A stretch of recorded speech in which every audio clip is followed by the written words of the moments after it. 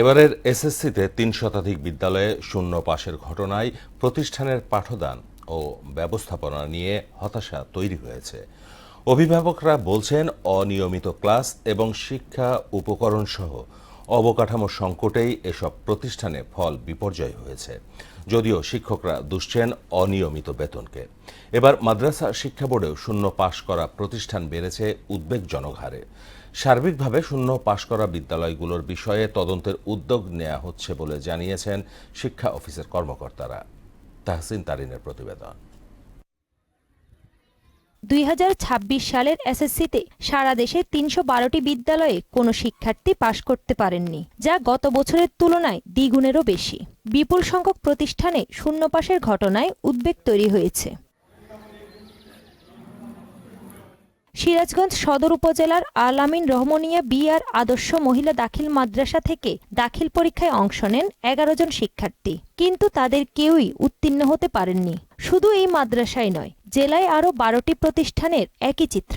এখানকার মাস্টাররা 7 দিনের একদিন আপনারা এসে বৈঠক করে বসে থেকে চলে যায়, ছাত্রছাত্রী নাই, তাহলে এখানে কিভাবে পাশ করবে? ঠাকুরগাঁওয়ে 5টি শিক্ষা প্রতিষ্ঠানের একজন শিক্ষার্থীও পাশ করতে পারেননি। অভিভাবকরা বলছেন, এমন ফলাফলের জন্য অনিয়মিত ক্লাস এবং শিক্ষা উপকরণ ও অবকাঠামোর সংকটই প্রধান কারণ। আমার মেয়ে এখান থেকে পরীক্ষা দিয়ে পাশ করতে পারে নাই।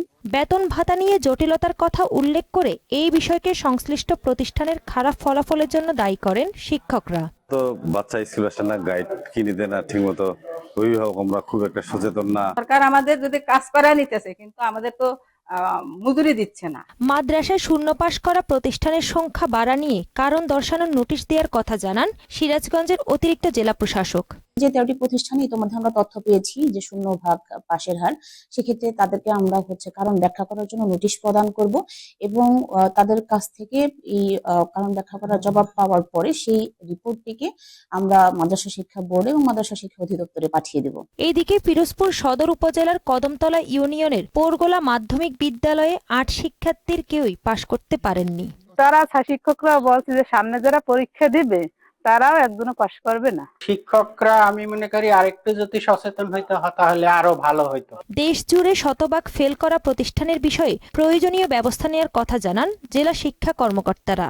তবে দুঃখের বিষয়, মাধ্যমিক অংশে মাধ্যমিক উচ্চ মাধ্যমিক অধিদপ্তরের আওতায় মাধ্যমিক বিদ্যালয় একটি স্কুল পাশ করেনি। পোরগোলা মাধ্যমিক বিদ্যালয় পিরোজপুর সদরের 8 জন পরীক্ষার্থী ছিল, একজনও পাশ করতে পারেনি। এবার ফলাফলে দেখা যাচ্ছে যে আমাদের ঠাকুরগাঁ জেলাতে 5টি শিক্ষা প্রতিষ্ঠানের একজনও পরীক্ষার্থী পাশ করতে পারেনি। এই শিক্ষা প্রতিষ্ঠানগুলো নতুন এমপিও হয়েছে, কিছু প্রতিষ্ঠান পুরাতন এমপিও রয়েছে।